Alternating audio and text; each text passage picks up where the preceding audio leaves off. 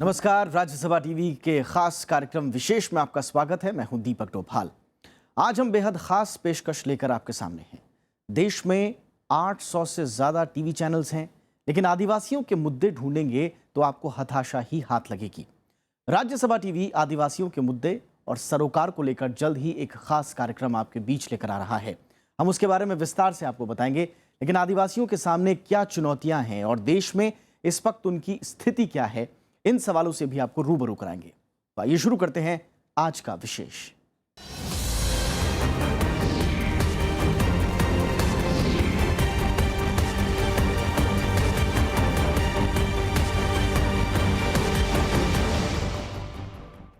TV media के बाजार में लगातार विस्तार हुआ है। भारत में इस वक्त टीवी का बाजार 47,000 करोड़ रुपए से भी ज्यादा का है। 800 से ज्यादा टीवी न्यूज चैनलों के बावजूद गांव देहातों की तस्वीर इसमें बहुत कम दर्ज हो पाती है। और आदिवासी इलाकों की अगर बात करें तो हालात और चिंताजनक दिखने लगती है। लेकिन राज्यसभा टीवी ने एक नई शुरुआत की है। आइए देखते हैं कौन सी है ये नई शुरुआत।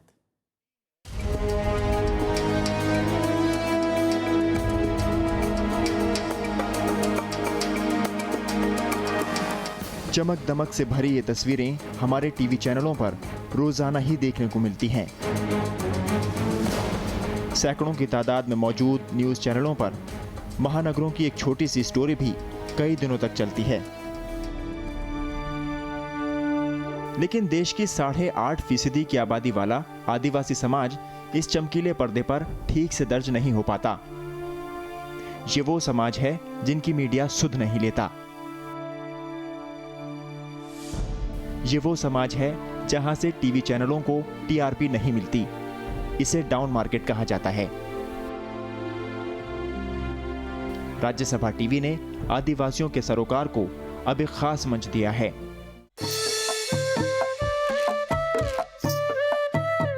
जल्द ही यह कार्यक्रम आप तक पहुंचेगा। इस प्रोग्राम के अंदर हमने कोशिश ये की है कि हम दूर दराज के जो इलाके हैं आदिवासी, वहाँ जाएं, उन लोगों से बातचीत करें। वहाँ पे जो स्टेक होल्डर्स हैं व्यवस्था के, वो आदिवासी समाज भी है, वो लोकल बॉडीज़ भी हैं, वहाँ के सरकारी कर्मचारी भी हैं, उनके साथ भी बातचीत करें और एक प्रोग्राम निकालें जिसमें कि उनकी आवाज़ हम दिल्ली तक लाएं। और उसके बाद एक दूसरा प्रोग्राम हम इसमें जोड़ना चाह रहे हैं जिसमें कि दिल्ली के पॉलिसी मेकर्स, उनके साथ जो हमारी वहाँ की समझ बनी उसको डिस्कस करें। इस खास कार्यक्रम में आदिवासी समाज के तमाम मुद्दों की गहराई से पड़ताल की जाएगी। उनकी संस्कृति और जीवन शैली से लेकर चुनौतियों जैसे मुद्दों को इसमें कवर किया जाएगा। आदिवासियों के मसले इतने उलझे हुए हैं कि वो बेहद संवेदनशील नजरिए की मांग करते हैं। लिहाजा विशेषज्ञों की राय जानने के लिए राज्यसभा टीवी ने खास सेमिनार का आयोजन किया। इस मौके पर पत्रकारिता और आदिवासियों से जुड़े कई मुद्दे सामने आए। बहुत सारे समय में लोगों का धारणा होता है कि जो ट्राइबल है वो ट्राइबल के बारे में ज़्यादा जानते होंगे। ये बात सही नहीं है। जो ट्राइबल नहीं है लेकिन ट्राइबल के ऊपर में रुचि रखता है और उसमें जो काम किया है उसको ज़्यादा मालूम है। Practically two camps of journalists, because there are those journalists who are under pressure. 2 of them are in jail. I've been trying for the last 6-8 months. Nobody's bothered. What are the charges? How do you get them out? One of them is a tribal stringer. So it's tough in tribal areas today to be a journalist. Mainstream media solves the problem by pulling out their people so they're not at risk. The digital media is one of the few places that are doing coverage. और जब जाहिर है कि जब media ही बिका हुआ paid media है तो आप उससे उम्मीद नहीं कर सकते हैं कि वो इस तरह की रिपोर्टिंग करेगा। दूसरी बात ये है कि जो मैंने देखा है न्यूज़ चैनल्स में, उनका वो रिपोर्टिंग पे खर्च करना उन्होंने बंद कर दिया है। वो बाहर रिपोर्टर्स भेजते ही नहीं हैं। इस मौके पर आदिवासियों की कई चुनौतियों का जिक्र हुआ। आदिवासियों की जीवन शैली, मुख्यधारा समाज के साथ उनके टकराव और भाषा के मुद्दे भी उठे। जानकारों ने इस बात पर जोर दिया कि मामूली सी दिखने वाली समस्या की जड़ें बहुत गहरी हैं। लिहाजा राज्यसभा टीवी को बारीकी से उन तमाम मुद्दों को अपने कार्यक्रम में शामिल करना चाहिए। प्राइवेट चैनल्स में हम लोग वर्षों तक रहे हैं और देखते हैं कि अब जिस तरह से बजट का जो दबाव है, उस दबाव के चलते हमारी ये महत्वपूर्ण प्रक्रिया जो पूरी पत्रकारिता का एक बड़ा महत्वपूर्ण अंग मानी जाती थी, वो अब सिमटती जा रही है, सिकुड़ती जा रही है। राज्यसभा टेलीविज़न की तरफ से हम ये वादा कर सकते हैं कि आने वाले दिनों में जो भी सुझाव आज आए हैं, हम उन सुझावों का पूरी तरह से पालन करने की कोशिश करेंगे, उनका सम्मान करेंगे। सेमिनार में आदिवासी मामले पर राज्यसभा टीवी के खास कार्यक्रम मैं भी भारत के अलावा 2 और नए कार्यक्रमों की शुरुआत का ऐलान किया गया। जल्द ही देश और दुनिया की चर्चित किताबों पर आधारित हमारा खास कार्यक्रम किताब आपके सामने होगा। साथ ही वरिष्ठ संपादकों की नज़र से आधुनिक भारत के बनने की प्रक्रिया भी आप हमारे कार्यक्रम में देख पाएंगे, जिसका नाम है कलम गवाह है। दिलीप खान, राज्यसभा टीवी। और हमारे कार्यक्रम मैं भी भारत की लॉन्चिंग के दौरान आदिवासियों से जुड़े मुद्दों और समस्याओं पर वक्ताओं ने रोशनी डाली। अलग अलग संस्कृति, अनूठी पहचान को बरकरार रखते हुए आधुनिक विकास की मुख्य धारा से आदिवासियों को कैसे जोड़ा जाए, इस विषय पर भी गंभीर चर्चा हुई।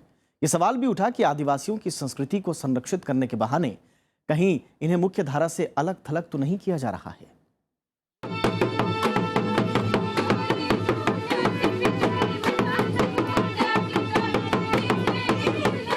विशेष भाषा या बोली, संस्कृति,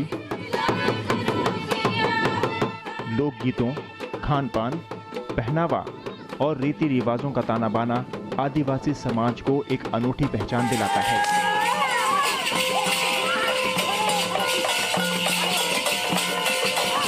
पूरी दुनिया में आदिवासियों की संस्कृति धरोहर और इस पहचान को संरक्षित रखने की कोशिशें और मुहिम तेज है। इसके समांतर ही आदिवासी समाज को आधुनिक विकास की धारा के साथ जोड़ने की कवायद भी हो रही है। राज्यसभा टीवी की ओर से आयोजित सेमिनार में जनजाति कल्याण मंत्री जुएल ओराम ने आदिवासियों के लिए आदिवासी, वनवासी शब्द के बजाय अनुसूचित जनजाति शब्द के इस्तेमाल को ज्यादा माकूल बताया। आदिवासी और वनवासी, इस विवाद में हम कभी भी नहीं पड़ते हैं, क्योंकि इसमें हमारा जो संवैधानिक शब्द जो है वो है अनुसूचित जनजाति, शेड्यूल ट्राइब। अनुसूचित जनजाति ये कॉन्स्टिट्यूशनल शब्द है, तो इसको मैं इसी शब्द को ज़्यादा प्रयोग करता हूँ। मैं कभी वनवासी शब्द को भी प्रयोग तो करता हूँ, आदिवासी शब्द को भी प्रयोग करता हूँ, लेकिन मेरे लिए जब तक ये व्यवस्था है, संविधान में ये व्यवस्था बना है 1950 से, तो इसलिए अनुसूचित जनजाति, शेड्यूल ट्राइब, ये सबसे इम्पोर्टेंट है। इससे पहले पूर्व जनजाति कल्याण मंत्री किशोर चंद्र देव ने आदिवासियों की भलाई के लिए अब तक किए कामों की समीक्षा की दरकार बताई। उन्होंने आदिवासियों के मुद्दों को उठाने के लिए मीडिया की भूमिका पर भी रोशनी डाली। What conditions and situations the scheduled tribes have been living in, not for decades but for centuries. What has been done by successive government, what needs to be done, and what the real problem is. Today, the media, especially the electronic media, has become a very powerful source of communication, and I think it is a kind of a vibrant media which can bring about this awareness among people across various sections of our society regarding the plight of tribals and their problems. दरअसल CPM महासचिव और राज्यसभा सांसद सीताराम येचुरी ने आदिवासियों के लिए वनवासी शब्द के इस्तेमाल पर ऐतराज जताया। साथ ही उन्होंने इस बात पर भी ध्यान देने की बात कही कि आदिवासियों की संस्कृति के संरक्षण के नाम पर उन्हें अलग थलग तो नहीं किया जा रहा है। येचुरी ने आदिवासियों के समावेशी विकास पर जोर दिया। हमें आदिवासी कल्चर को प्रोटेक्ट करना है, हमें आदिवासी कस्टम्स को प्रोटेक्ट करना है, वो बर्बाद हो रहे हैं इस मॉडर्निटी से।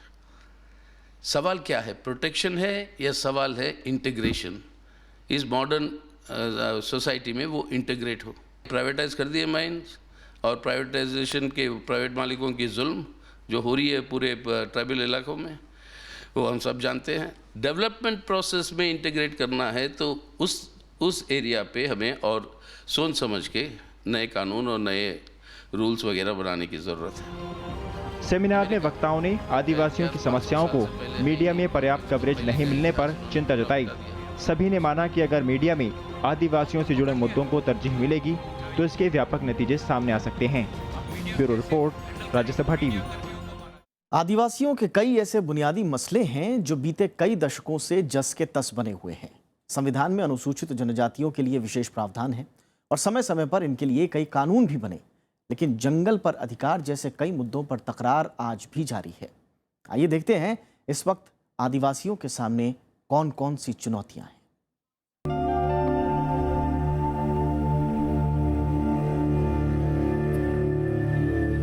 मध्य प्रदेश के खंडवा जिले की ये तस्वीर मध्य भारत के आदिवासी बसावटों की नुमाइंदगी करती है। सुस्त और ठहरा हुआ इलाका, कच्चे मकान और बैलगाड़ियों पर आवाजाही आदिवासियों की माली हालत बयां करने के लिए काफी हैं। आज भी आदिवासी इलाके विकास के मामले में काफी निचले पायदान पर शुमार हैं। पलायन, तस्करी से लेकर बंधुआ मजदूरी जैसे वाकये इन इलाकों का सच है। देश में सबसे ज्यादा खनिज संपदा जिस इलाके में है, उनमें ज्यादातर आदिवासी बहुल हैं। जानकार मानते हैं कि खनन के चलते आदिवासियों की जिंदगी बुरी तरह प्रभावित हुई है।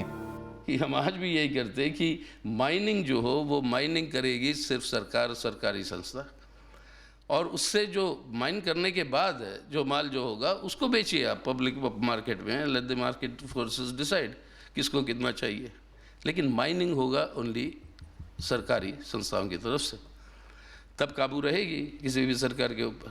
वरना ये प्राइवेटाइज कर दिए माइन्स, और प्राइवेटाइजेशन के प्राइवेट मालिकों की जुल्म जो हो रही है पूरे ट्राइबल इलाकों में, वो हम सब जानते हैं। मानव विकास सूचकांक के आंकड़े आदिवासियों के बदतर हालात को बयां करते हैं। देहातों में बीपीएल परिवार 25.7% है, लेकिन आदिवासियों में 45.3%। देश में शिशु मृत्यु दर 18.4% है, लेकिन आदिवासियों में यह आंकड़ा 35.8% है। देश में पुरुष साक्षरता 81% है, तो आदिवासियों में 68.5%। महिलाओं में यही आंकड़ा 64.5% और 49.5% है। देश में 21% परिवारों के पास दोपहिया वाहन है, तो वहीं आदिवासियों में सिर्फ 9% परिवार के पास ये सुविधा है। आदिवासियों के सामने चुनौतियों का अंबार है। हर बात के लिए एक एक आदिवासी समाज को या समूह को कई बार 5-5, 6-6 बार विस्थापित होना पड़ता है। यहाँ से स्थापित हुए दूसरी जगह बसाया तो दूसरी जगह से फिर बस चलता जा रहा है। तो मुझे लगा कि बहुत बड़ा अन्याय हो रहा है। पूरे विकास की कीमत जैसे इन्हीं के ऊपर चुकाने के लिए इनको थोप दिया गया है। आजादी के बाद ये सवाल लगातार उठे हैं कि क्या आदिवासियों को संसाधनों पर बराबरी का हक हासिल हुआ है? क्या आदिवासियों के सशक्तिकरण की कोशिशें कामयाब हुई हैं? आजादी से पहले 1927 में भारतीय वन अधिनियम पारित किया गया। इसके तहत देश में वन क्षेत्रों पर सरकार का अधिकार हो गया, यानी आदिवासियों के जीवन की बुनियाद ही हिल गई। बाद में जब देश आजाद हुआ तो 5वीं और 6ठी अनुसूची के भीतर आदिवासी बहुल्य राज्यों को बांटा गया। इसके बाद कई कानून बने, लेकिन 1996 का पेसा कानून इस दिशा में बेहद महत्वपूर्ण माना जाता है। Panchayat extension to scheduled areas was passed in 1996, but rules were not framed for almost about a decade. And in the Panchayat extension to scheduled areas, it clearly says that in the scheduled areas, Panchayat, Gram Sabha means not Panchayat as a unit, but every village or habitation as a unit. If I remember right, I think it's section 3C of the PESA Act, but this was not being implemented at all. पेसा कानून की कई बेहतरीन मिसाल हाल के दिनों में देखने को मिली है। 2 साल पहले नियमगिरी में वेदांता की परियोजना को आदिवासियों ने नामंजूर कर दिया और कंपनी को वहां से बैरंग लौटना पड़ा। 2006 में यूपीए सरकार ने वन अधिकार कानून लागू किया तो लोगों की उम्मीदें बंधी कि आदिवासियों की स्थिति सुधरेगी, लेकिन कई इलाकों में इसको ठीक से लागू नहीं किया गया। आदिवासी इलाकों का जिक्र होते ही विकास की चर्चा भी शुरू हो जाती है। जानकारों का मानना है कि आदिवासियों को विकास की प्रक्रिया में शामिल किए बगैर किसी भी तरह का विकास मुमकिन नहीं है। यही नहीं, आदिवासियों की संस्कृति को बचाए रखना भी बेहद चुनौतीपूर्ण काम है। कई इलाकों में बाहरी संस्कृति के साथ आदिवासियों की जीवन शैली का घालमेल हो गया और कई इलाकों में आदिम जनजातियां विलुप्त होने के कगार पर पहुंच गई हैं। आप जैसा पीवीटीजी है हमारा, कुछ ग्रुप हैं जो ग्रुप का संख्या बहुत कम हो गया है, उसको बचाए रखना, बनाए रखना बहुत चिंता का है। निकोबरीज है, ग्रेट अंडमानीज है और बहुत सारे हैं, बिरहोर है, ये सब एक्सटिंग्विश के कागार पर आ गए हैं, लिमिटेड हो गया है। शादी ब्याह करवाना उसमें चिंता का विषय है। आदिवासी इलाकों के पिछड़ेपन के चलते और भी कई चुनौतियां खड़ी हुई हैं। नक्सलवाद और सुरक्षा बलों के बीच लाखों की आबादी गुजर बसर कर रही है और कई बार दोनों तरफ से इनकी आज़ादी छिनती रही है। दिलीप खान, राज्यसभा टीवी। फिलहाल लेते हैं एक छोटा सा ब्रेक, लेकिन ब्रेक के बाद आपको दिखाएंगे आदिवासी संस्कृति की एक झलक।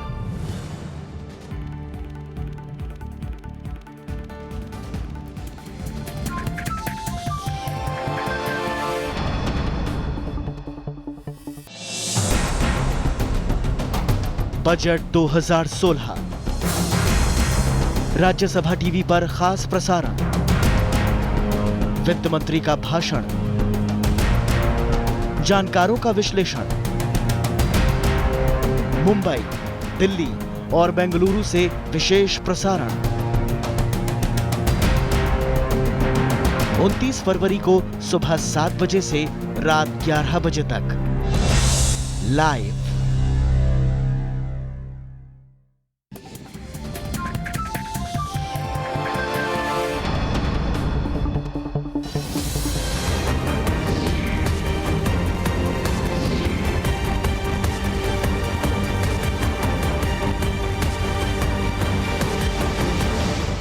इस वक्त देश की 10 करोड़ से ज्यादा की आबादी अनुसूचित जनजातियों की है। आबादी का इतना बड़ा हिस्सा होने के बावजूद आदिवासी समाज मौजूदा वक्त में अपने अस्तित्व की लड़ाई लड़ रहा है। अपनी अस्मिता, हक, जल, जंगल, जमीन के लिए जो आदिवासी आज मुखर हैं, इतिहासकार मानते हैं कि दरअसल यही लोग धरती के मूल निवासी हैं। एक नजर डालते हैं आदिवासियों के इतिहास और उनके मौजूदा हाल पर।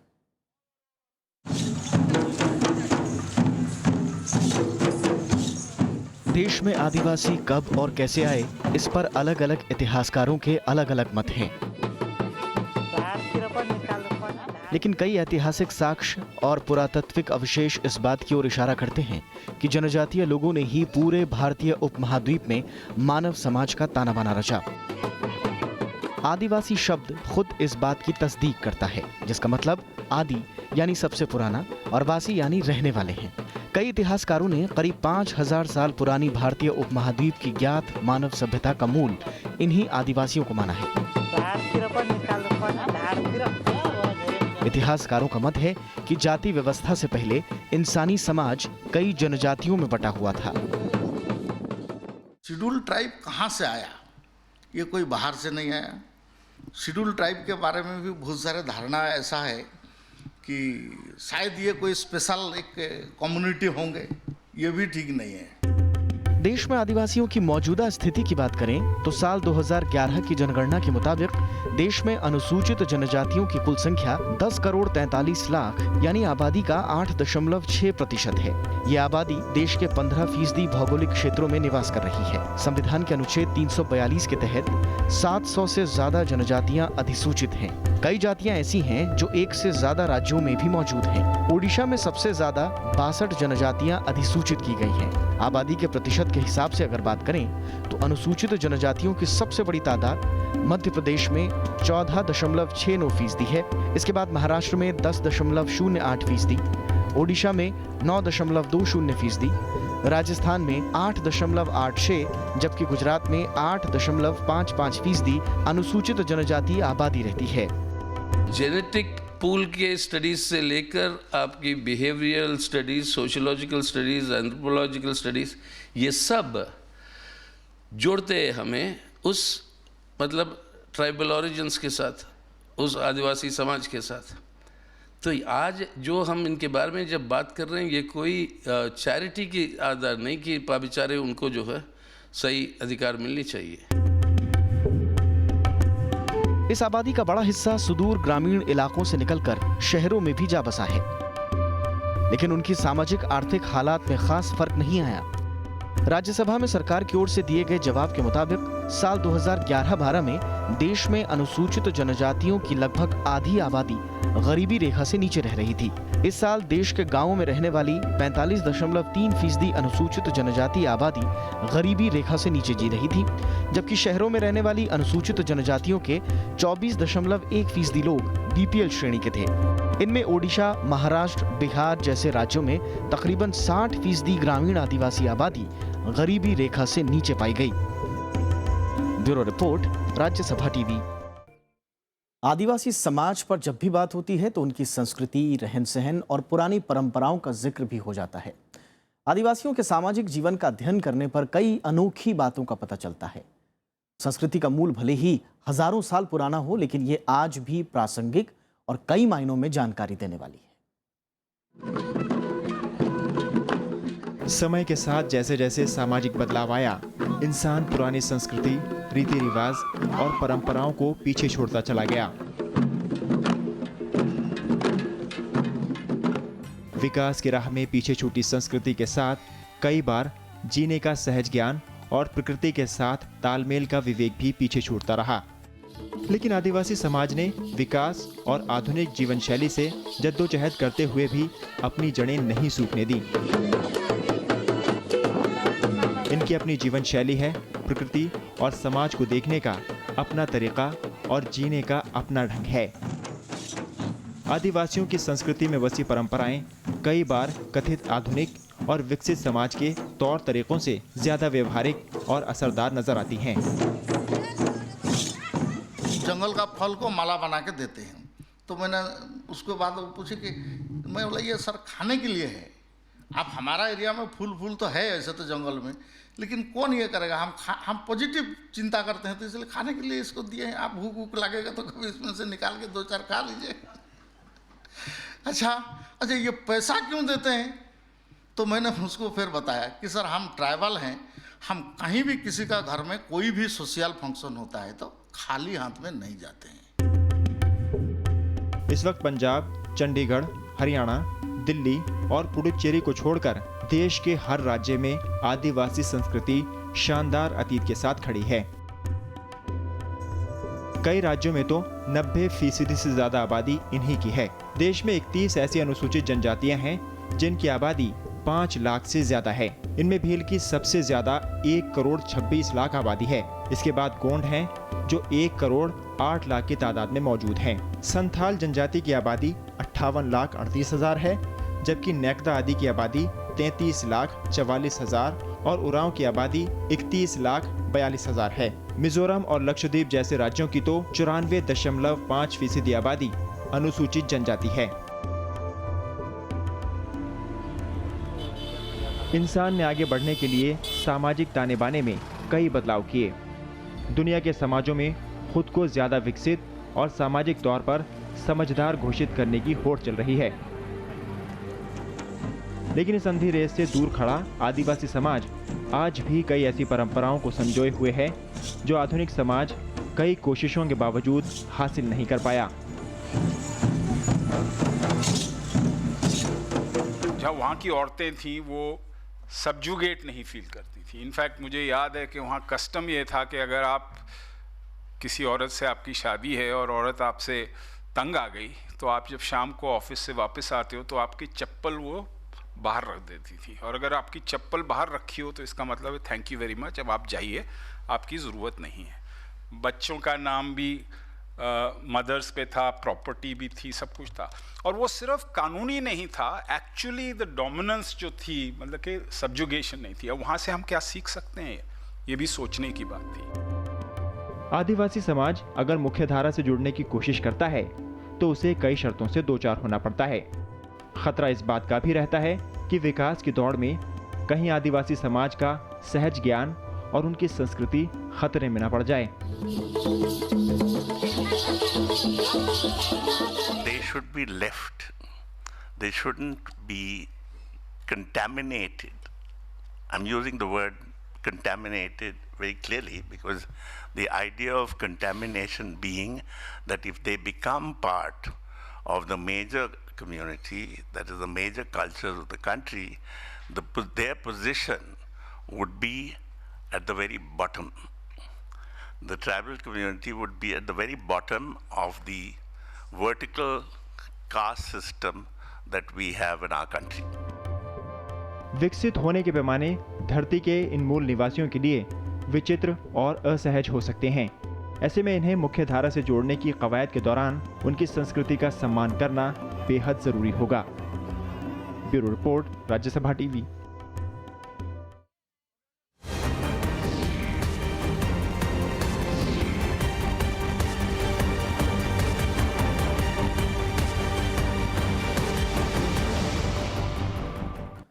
तो ये था आज का विशेष। देश और दुनिया के बाकी घटनाक्रम के लिए आप देखते रहिए राज्यसभा टीवी। नमस्कार।